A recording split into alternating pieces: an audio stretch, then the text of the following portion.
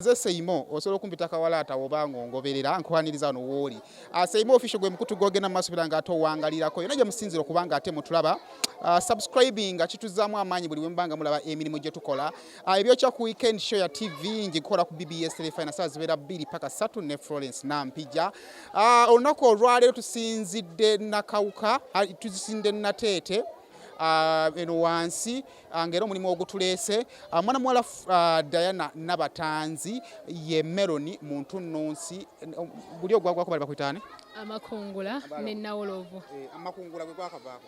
gwe gwakavaako omanyi bwe bali bampita amanda nalikozesaako n'amalala mangi genkozeseza. Okay, ndi ne Diana tugenda kubanga tumanya ensonga etuleese wano ebiseera bisinga Katonda wakuwa omukisa n'akuwa ekibuzo kibeera kimu omukisa ogwo ogukozesezza otyo okubeera nga ate ogugabanako n'abalala. Ndi ne Diana my beautiful sister olwo ne bwensula naye atukeera nga tewali kibaddewo ogamba otedde yogera amazima ensi gibulira amazima lwakwe ennaku ezo naye natandika olugalo lino okubanga sina kyendufunyemu kyamaanyi ne neŋŋonda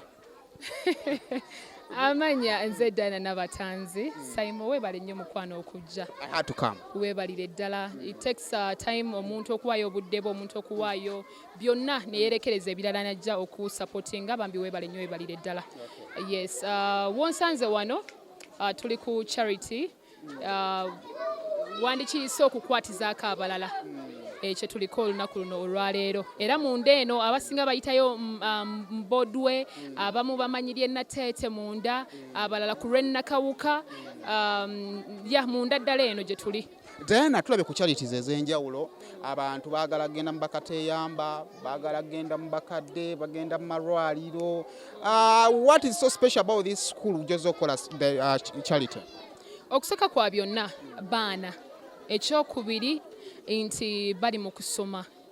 Okusoma kikulu nnyo mu bulamu singa naffe tetwasoma sale tuli bwe tuli nti wadde oba osomyeko n'okuma mu P7 era oba olina kyosomyeko. Yes, so bwe nali nkola research yange mu bintu bino bye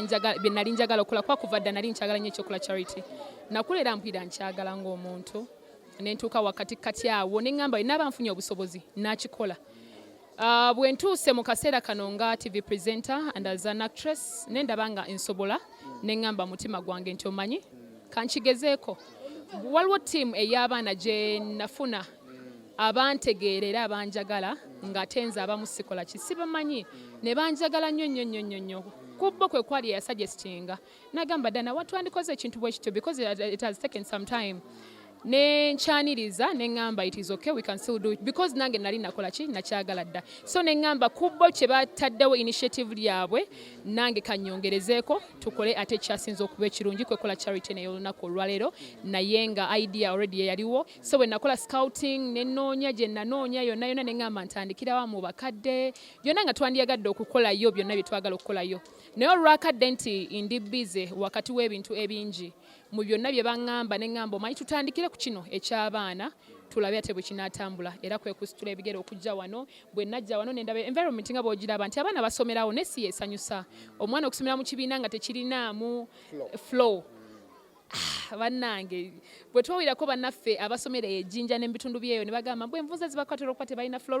ne boogera ebintu bingi nnyo naye nze nendaba nga omwana n'okusoma obulungi oluusi kijjira mu environment gyakola ki gyalimu ne ŋŋamba katandikire ku ekyo kwe kuba baseminti at least basemintinge si kyekyokka nti n'ebitabo byennyini textbooks bwe twayogerako n'omusomesa because I got a chance okwogerako naye abatwala naŋŋamba textbooks zibasumbuwa abaana naddala aba P7 ne P6 tebeeza omwana fees we zibulidde $200 ate olwo textbook ey'emitwalo 3 ya so kwe kukolako ekyo ekitono kye tusobodde. Diana abantu abasinga okugenda mu charity kisooka kankubuuze oyina foundation? Saimo togenda yeeyo atogenda yeeyo I have an organization kale mwenkoledde bino ebyo abantu balina okumanya lwansonga nti ensonga lwaki bino ebintu mubikola ekisooka siggwe mugagga enyaali awo yo just okay omuntu yandyagadde okukwataganyaako naye waba naakuyamba ayina kuyita mu kiso kiki ekiri mu organization ki bwe nategeezebwako bino because it has taken some time nga ntegeezeddwako ku kino bano abaana aba team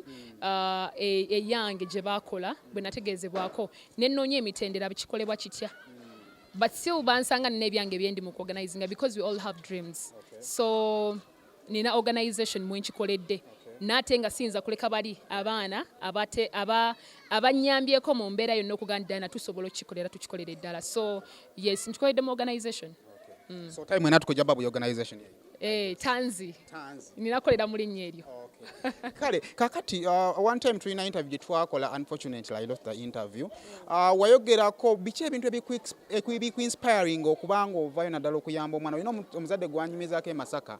gwewasanga nga yabudde linnya mu linnya lyo tuterabira mu film. Yes, actually onkoze bulungi n'oleeta akantu ako Saimo.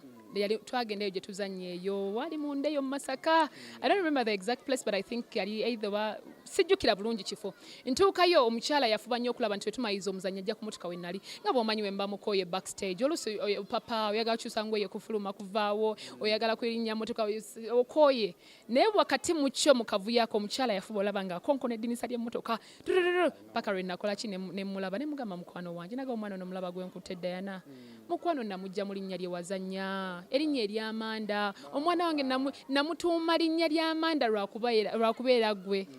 kwega kyampa essanyu mu mutima gwange kaana kato kawere n'omuzadde bw'aba ndabye ku TV nga neeyita Amanda mu muzannyo ogwo n'atuuma omwana erinnya Amanda because of me kyampa inspiration nene nnyo era ebiseera bagamba we inspire them but they also inspire us to do whatever we do because tutuuka akaseera nga tulaba mazima ddala nina ensonga lwaki nina okukola era eyo yemu kweza ensonga era omukyalo oyo contact nagifuna one of my friends nagisavinga sadda mufuna mukisa gumukubira sadda mukola ki but I pray one day one time singa omwana alimanya bw'aliba nnoonyeza simanyi kyendikola but I'm so happy about it kyansanyusa. I've interacted n'abawala bangi nnyo nagaana omugamba nkola ku BBS n'angamba abantu ababaire abawala bali babiri you and Florence baba Nampijja nagamba abawala abo mbaagala nnyo njagala mbeere nga bo. What is so special about you mu abawala kati kanjogere kugwa ki ekibafula ab'enjawulo n'osanga nga n'omwana omuwala ayagala muwala munne tekitera kulabika nnyo okusanga musajja nga ayagala musajja munne kiki ekyenjawulo ekiri so special about you people? Okusooka kwa byonna nti ffe abawala twegomba. Okwegomba kwa mirundi mingi mulimu okwegomba nga kwampalana negombye ko lina nino kafuna tteeka naye nga njagala nkulageko nti nino kafuna ne baye yeegomba mu bulungi agamba onsanyusa endabikayo nnungi we appreciate wabayo abantu bwe batyo so okwegomba kwa mirundi mingi ensuubira nti tukola bye baagala nze we nali natandika ne Florence oyo twayita mu bintu bingi that's why kyonna kye kiri Mukama ayongera tuwangaaza because we are friends atera Mukama ekyakitukuumire kuba tuzze tweraba ffenna nga tukula tuzze tweraba ffenna nga tukula mu industry eno gye tulimu gye tutandise eya art neya n'obulamu obwa bulijjo so twatandikira mu mbeera nga naffe oba tuli tutyo sayimo bimanyi nga tuli tutyo ne tutuuka wano nti kati tulina bye tuinspiringa kyensuubira nti tukula bye baagala ekisokera ddala abantu baagala abalabika obulungi nsuubira nti tugezaako okulabika obulungi mugezaako ekyo mwakimala then ekyabaagala bambala obulungi abantu baagala abakola bye baagala oba ebiba inspiringa mu bulamu ebibayambako gamba nti nange nandyagadde okukola ekyo tuzanya film abantu ne balaba nagamba omuwala okusinza ku byazanya nange nkyagala kyakola ate balina obulamu bwe batusuubiriza okuba nga mwe tuliivinga oba okuba tuli bawala naye tukola si kya bulijjo okubanga muli bawala naye nga weekolera ssente zizoffe tuzeekolerera Sayimo twenoonyeza akasente akaffe genda mu byalo ne muzunga ffe nga twebase bakuyita kuyiriva ne tuyiriva kitegeeza ntugezaako nnyo okumeka sure obulamu bwaffe buba bulungi so nsuubira nti abaana bwe bakiraba mu ffe nabo beegomba okubeerako nga ffe. Let's talk about the life of beauty, talent and work plus fame. Ebintu ebyo ebina. You're talented, you're beautiful, you have to work or enough fame. Nja kusooka kwebaza nti webale kusiima. Si kya bulijjo byonna obigatta awamu. Naye bwe twogera ku talent eba inbuilt kye Katonda ky'abakuwadde nga kya ddala nga kiri munda mu ggwe kyova olaba bagamba oba toli muyimbi olina okikolera ennyo ofuuka omuyimbi owakabi oba okufuuka osobola okuyimba. So ekyo nja kyebaliza Katonda nti of course talent njirina esobola okuzanya esobola n'okukola ebintu ebirala okuyimba kokka kwe kwagaana naye nga ebirala ngezezzaako. Then ekyoyogerako ekya beauty nebaze mami oba ne daddy n'ekirala nti beauty ejjiramu kye bayita okwefaako nakyo nja kyongereza ku kale however much omuntu waliwo omuntu gweyitako okubona ogamba gwe Simon tera nnyo okubeera nawe n'ogamba kale kalungi naye kalina ekikabulamu nti mu bulungi bwo yongerezaako ekirala osobole okukijjayo olabike bulungi osobola okusikiriza abaala tuliwo okusikiriza tuliwo okulabika bulungi bimuli so ka addition ti mukama akuyamba n'ofuna akasente akasobola okukola ki okwefaako bino ebirala byonna femu tufubye okulaba ntufuuka relevant abantu appreciating ekyo kyetukola era femu negiramu ekyo nti tolina bwogenda fuuka famous nga kyokola tekirina impact ku bulamu bw'abantu ba bulijjo nsuubira nkirina impact era we tuli tulabawo. I remember the first time nali ku campus third year lwe nasooka okufuna aka advert akarunninga ku TV with my face natuuka mu lecture room nga mu butima gwange neebuuza bano bandabye ku TV tuweyo katono nnyo twagala twagwe your first experience nga oli ku TV nga weerabyeko. Ate munne nze natyanga nnyo okweraba nti kiringa femu we tuba tuzanya film bwe ntuula ne neeraba ndaba nsobi zokka era kyekimu ne TV ebbanga lye nasooka okulera ku TV egyo emyezi egyasooka natyanga nnyo okweraba nga buli wentulaba nti okweraba ndaba nsobi bono se nakoze bwe nti wase nayambadde bwe nti wase nayogedde bwe nti nga ndaba nsobi zokka sometimes bikudemotivatinga but at the same time kiba kirungi ne weeraba ne kikuyambako okupushinga okukola ekyo kyotaakoze bulungi okitereeza so mu mbeera eyo nze ebintu byali biwerako kale lwe nafuna omukisa yali nga kye bayita screen test oba interview nenfuna omukisa okweraba oba nkugamba etya Saimo it was exciting ofuna excitement eyo but weebuuza abalala bakiraba batya kyendaba kye balaba ate nze munaye kyenjawulo sasa okagamba abazadde bange nti ngenda ku TV. Nze my mom could give me support paka nakati bajimpa after some time ate munnange basooka bagamba nti gwerinda mwalawo si ogwenda bakumpewo mukulu mwalawo si bwe bityo kalina gamba linda kumumulaba budde ki natenga okujja nga akola ki ayagala nnyo butega n'abeerako n'alaba so luyandaba ogwasooka my dad and my mom basanyuka dadi wange nagamba banno bambala essaawa naye toyambala ssaawa wabaaki ayagala kugeza ku perfectinga ku kyolinayo mami wange nagamba nze nkyagala munnange mwana wange kyonna kyokola nze kigenda kunnyumira nagamba naye kale mukyala nanti yali yeeraliikirira yali yeeraliikira bweraliikiriza kogenze ku mpewo mwana wange kiwala kyange kirungi kigenze we bakirabira abazadde we basinga okutya abazadde we basinga okutya ng'omuzadde omukyala yali yeeraliikirira nnyo yali yeeraliikirira nnyo n'ekirala ekyaleeta ekintu ekyo oba okyaleeta ekizibu ekyo abantu bano aba bulijjo naddala bano manya bankulidde ku kyalo kyekimu naawe bano manya bamwana wa gundi balina olugezigezi nze ngenda saba abantu buli omu oluusi afenga ku kimukwatako abantu abo baleeta abazadde baffe okusalawo obubi n'okukola ensobi ng'abazadde ajja n'amugamba oyo mwana wo kagenze ku mpewo gwe tunulira gundi n'abalistinga gundi bamuwa embuto 3 talina musajja gundi azadde mugundi buli omu alina future ye buli omu alina line ye buli omu mukama alina kyamutegekedde nze mami wange waliwo abamugambanga ebintu omukazi ng'omukyala n'akuba endulu n'agamba mwana wange onzise kati yasooka okundaba nga nkutte ejjambiya ku mpewo tuli mukuzanya agamba mwana wange onzise otayinza okukwata amajambiya onzise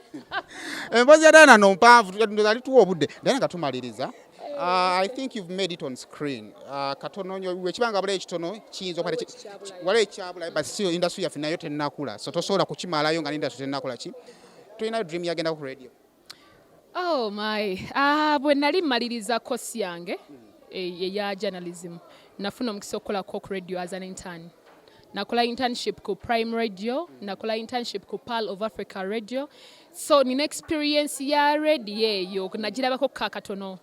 si kibi era nkyagala nnyo era nina bangi abadde bampita naye Saimo lwaki ombuuziza ekintu ekyo genda kunzisa nali nkiwuliddeko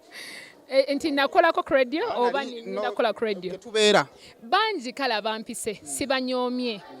Saimo ekintu ekyo tukireke naye muwogo mutono si kyekyo Saimo si kyekyo genda kunzisa ndeka kale ekyo tukirese katumaliriza oyamba abaana omuntu ayagala abaana abatali babe ababe bajjaddi nga wetumaliriza baba nampijjo oyo obeera naye nyamba obuze baaba wange avadde ku lujja bw'anaaba avuddeko ngenda kuvaako nange nkuwe abaana kuba kati goberako ensobi ng'alina omwana mu kyalo ani nampijja linda mbuulira alinayo omwana ontawanye omwana anyiiga mangu anyiiga Okay, Diana Nabatanzi wabanga ina support gyakusabye ndowooza olabe kyasobodde okukola olaba tomuwadde naye n'abaako kyakola omayisire ebisiga kiba kirungi Diana n'otandika then n'olaga abantu kyosobola okukola ki okukola naawe Katonda abakuwadde omukisa okubaako kyotandika nga osobola okublessinga balaba blessing Diana sibula abantu njagala okusooka kwa byonna okwebaza Simon webale nnyo okujja mukwano ne neebaza bonna basobodde okubeerawo nammwe mwebale nnyo mwebale ddala ekintu kino okubeera ddala mu ntandikwa by the way twakitandika nze ne Florence okyokwagala okuyamba abantu nti bangi abaana balinga bajja gye tuli nga nangamba Dana what can we do tukole tutya ne tuweewa amagezi n'abaako waayambira nange ne mbaako gye nnyambira so this being nti it was a team of people and my group ne ngamba let me just start so njagala okwebaza bonna ababasobodde okuba nga bankwatisaako njagala okwebaza those who have supported me all through ne neebaza all my fans naddala team yange mwebale nnyo mwebalire ddala mbadde sibamanyi nnyo naye neeyongedde okubategeera n'okubaagala mbasaba buwagizi nkola programu eyitibwa kirikya ku BBS Refina Monday to Fridays basaawa 8 mwongere okutwagala n'okutuwagira mizannyo yonna n'akasukaali tata nkakola nako kanyumira akasukaali kajjayo Diana wafooyo Simon wangi ku kamera tugenda njagala mwenna okubeebaza n'okwongera okubasaba obuwagizi ku Facebook mbeerako ne ku Instagram bongere okunfollowinga obuwagizi bwampadde bungi nnyo ne Simon official ku YouTube subscribe bambi mwana mulenzi ono kapata naye Sifutera nnyo funa budde bumala kusala nviiri zino abamba kiyita kiwalaata anyway subscribe to my channel Seimo official Facebook osobola kubanga nako nnoonyaako Seimo Semwogerere ne Instagram eyo gyendi n'ebirala bingi nnyo okay ngenda beera ne Diana still ku Wednesday nga 11 ku Theatre Lab agenda kubanga alinga host agenda hostinga show yaffe gye tugenda okubeeramu ne MC Mariachi Dr. T Kabako Clever J ne bakomedi n'abalala bangi nnyo so kubanga ate oyitayo anyway olugendo lubadde luwanvu nnyo okuva gye twatandikidde okubeera nga tujja mu charity eyo kambalekere activities okuva gye twatandikidde mu kkubo paka ate tufundikidde nze Seimo osobola nga to subscribingako tovaako for now munyumirwe Diana byakoze ng'agaba ebintu tunaddamu